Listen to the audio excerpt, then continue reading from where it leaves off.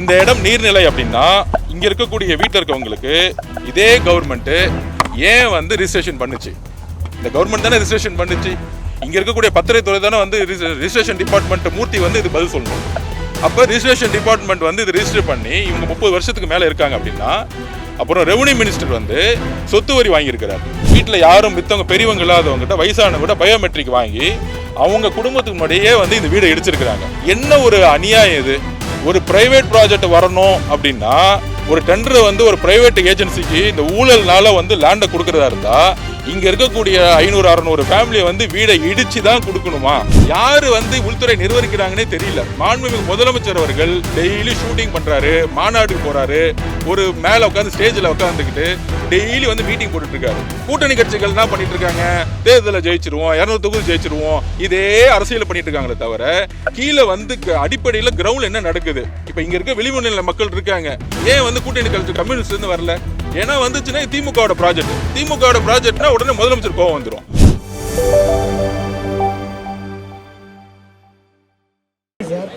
எல்லோருக்கும் வணக்கம். வெள்ளிவாக்கம் இங்கிருந்து பாத்தீங்கன்னா மாண்புமிகு முதலமைச்சர்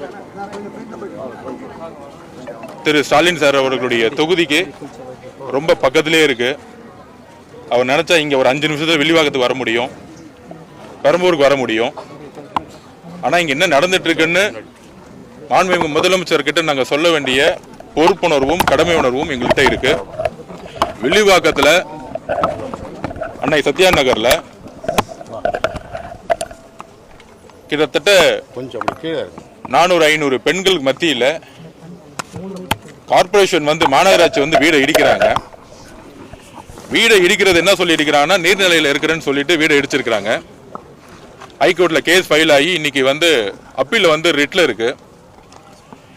இந்த திமுக அரசு எதிர்கட்சியா இருக்கும் பொழுது சென்னையில் இருக்கக்கூடிய ஒட்டுமொத்தமா முக்கியமா வந்து வட சென்னையில இந்த பட்டா இஷ்யூ வந்து கிட்டத்தட்ட 50-60 வருஷமா இருக்கக்கூடிய நேரத்தில் கடந்த தேர்தல் வாக்குறுதியில் சொன்னாங்க திமுக ஆட்சிக்கு வந்த உடனே எல்லோருக்கும் 10 வருஷத்துக்கு மேலே இருக்கவங்க எல்லாத்துக்குமே பட்டா வழங்கப்படும்னு சொன்னாங்க. ரீசெண்டாக கூட வந்து ஒரு ஜீவோ கூட சர்க்குலேட் பண்ணாங்க. இந்த இடம் நீர்நிலை அப்படின்னா இங்கே இருக்கக்கூடிய வீட்டில் இருக்கவங்களுக்கு இதே கவர்மெண்ட்டு ஏன் வந்து ரிஜிஸ்ட்ரேஷன் பண்ணுச்சு? இந்த கவர்மெண்ட் தானே ரிஜிஸ்ட்ரேஷன் பண்ணுச்சு. இங்கே இருக்கக்கூடிய பத்திரத்துறை தானே வந்து ரிஜிஸ்ட்ரேஷன் டிபார்ட்மெண்ட் மூர்த்தி வந்து இது பதில் சொல்லணும். அப்போ ரிஜிஸ்ட்ரேஷன் டிபார்ட்மெண்ட் வந்து இது ரிஜிஸ்டர் பண்ணி இவங்க 30 வருஷத்துக்கு மேலே இருக்காங்க அப்படின்னா அப்புறம் ரெவன்யூ மினிஸ்டர் வந்து சொத்து வரி வாங்கியிருக்கிறார். எத்தனை வருஷமா வாங்கியிருக்காரு? 15 வருஷம் 20 வருஷத்துக்கு மேலே சொத்து வரி வாங்கியிருக்காரு. அப்புறம் இபி மினிஸ்டர் பதில் சொல்லணும், இங்கே ஏன் இங்கெல்லாம் வந்து எலக்ட்ரிசிட்டி கனெக்ஷன் கொடுத்தீங்கன்னு சொல்லணும். அப்புறம் ஏன் ரோடு போட்டாங்க? அப்போ இதை வந்து ஒரு அழகான வசிக்கக்கூடிய ஒரு நல்ல அழகான ஒரு சத்யா நகரை உருவாக்கி 30 வருஷத்துக்கு முன்னாடியே இங்கே இருக்கக்கூடிய அம்மாக்களும் சரி தாய்மார்களும் சரி குருவி சேர்க்கிற மாதிரி வந்து வீடை ரிஜிஸ்ட்ரேஷன் பண்ணி சொத்தை சேர்த்த பிறகு இன்னைக்கு வயசுக்கு வந்த கல்யாணமான பசங்க எவ்வளோ பேர் இருக்காங்க, காலேஜ் படிக்கிற பசங்க இருக்கிறாங்க. அவங்கள டிஸ்டர்ப் பண்ணுற மாதிரி வெறும் காவல்துறையை அனுப்பிச்சு ப்ளஸ் கார்பரேஷன்ல இருந்து இப்போ ஒருத்தர் வயசானவரை பார்த்தேன் நான். வீட்டில் யாரும் மித்தவங்க பெரியவங்க இல்லாதவங்ககிட்ட வயசானவங்ககிட்ட பயோமெட்ரிக் வாங்கி அவங்க குடும்பத்துக்கு முன்னாடியே வந்து இந்த வீடை இடிச்சிருக்கிறாங்க. என்ன ஒரு அநியாயம் இது! ஒரு பிரைவேட் ப்ராஜெக்ட் வரணும் அப்படின்னா ஒரு டெண்டர் வந்து ஒரு பிரைவேட் ஏஜென்சிக்கு இந்த ஊழல்னால வந்து லேண்டை கொடுக்கறதா இருந்தா இங்க இருக்கக்கூடிய 500-600 ஃபேமிலியை வந்து வீடை இடிச்சு தான் கொடுக்கணுமா? மனிதர்களுடைய வாழ்க்கை முக்கியமா? இல்லை இந்த கண்ணாடி பாலம் மாதிரி வந்து ஒரு பிரைவேட் கம்பெனிக்கு வந்து ஒரு டெண்டரை கொடுத்து ஒரு ஊழலை பண்ணி அதை வந்து முதலமைச்சர் வந்து உடனே திறக்கணும்னு சொல்லிட்டு நைட்டோட நைட்டா வந்து இங்க வந்து வீடு அடிச்சிருக்காங்க. கோர்ட்ல கேஸ் ஃபைல் பண்ணாங்க. யார் பண்ணது? அதே அரசு. யார் பதில் சொல்றது? அதே அரசு. இந்த திமுக அரசு எதிர்கட்சியா இருக்கும் பொழுது பட்டா கொடுக்கணும்னு ஏன் சொன்னீங்க? அப்ப ஏன் வந்து அரசு வந்து கேஸ் ஃபைல் பண்ணி அதே அரசு இந்த விளிம்பு நிலையில் இருக்க மக்களுக்கு கோர்ட்ல போய் சண்டை போறதுக்கான வலிமை இருக்குமா? சட்ட ரீதியான போராட்டத்துக்கான வலிமை இருக்குமா?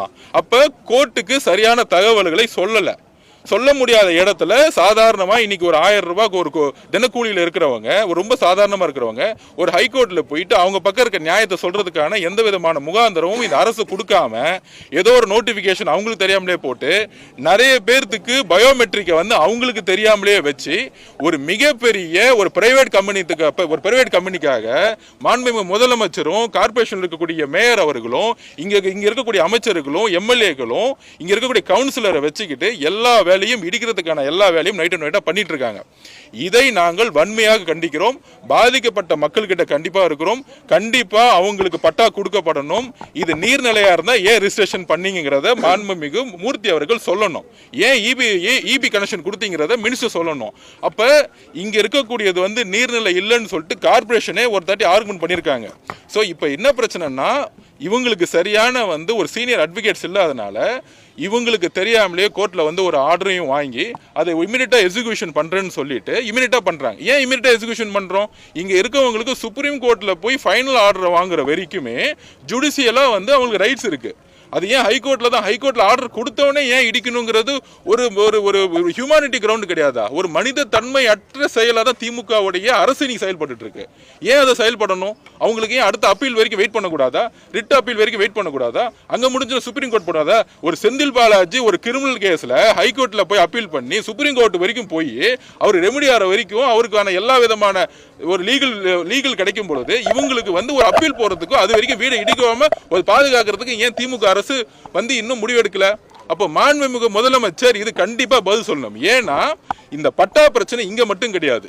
வில்லிவாக்கம் முதற்கொண்டு கிட்டத்தட்ட ஒரு 2000-3000 வீட்டுல இந்த பட்டா பிரச்சனையை ஆட்சி வரதுக்கு முன்னாடி கொடுக்குறேன்னு சொல்லிட்டு இங்க இருக்க எம்எல்ஏவும் சரி இங்க இருக்க அமைச்சர்களும் சரி ஒட்டுமொத்த சென்னைக்கு அவங்க சொன்ன வாக்குறுதி என்னன்னா, தமிழகத்துல இருக்க முக்கியமான சிட்டியில் இருக்கவங்க எல்லாரும்னா சென்னை வந்து இடம் பெயர்ந்தவர்கள் எவ்வளோ பேர் இடம் பெயர்ந்து அன்னைக்கே ரிஜிஸ்ட்ரேஷன் பண்ணவங்களுக்கு பட்டா கொடுக்கப்படும் மிகப்பெரிய வாக்குறுதி திமுகவுடைய முதலமைச்சர் சென்னையோட பிரச்சாரத்தில் மூளைக்கு சொன்னார். அப்போ வட சென்னையில் அது முக்கியமா இன்னைக்கு நான் ஒரே ஒரு கொஸ்டின் கேட்கிறேன். திருப்புகழ் கமிட்டியோட அறிக்கையே இன்னும் முதலமைச்சர் வெளியே விடல. அந்த அளவுக்கு நீர்நிலையை பாதுகாக்கணும்னா திருப்புகழ் கமிட்டியோட நீர்நிலையை பத்தி ரிசர்ச் பண்ண வெள்ளம் வந்தவொடனே திருப்புகழ் கமிட்டி போட்டாங்க. ஏன் இன்னி வரைக்கும் வெளியே விடல? ஏன்னா அவர் எங்கெங்கெல்லாம் நீர்நிலைகள் இருக்குன்னு பாரு ரெவன்யூ ரெக்கார்டு எடுத்து பார்த்தாங்கன்னா திமுக பண்ணக்கூடிய ரியல் எஸ்டேட்ல இருக்கக்கூடியவங்க பெரிய பெரிய கம்பெனி இருக்கவங்க எல்லாம் ப்ராஜெக்ட் எல்லாம் கேன்சல் பண்ணப்பட்டிருக்கும். அவங்க எல்லாமே என்க்ரோச்சில் இருக்காங்க.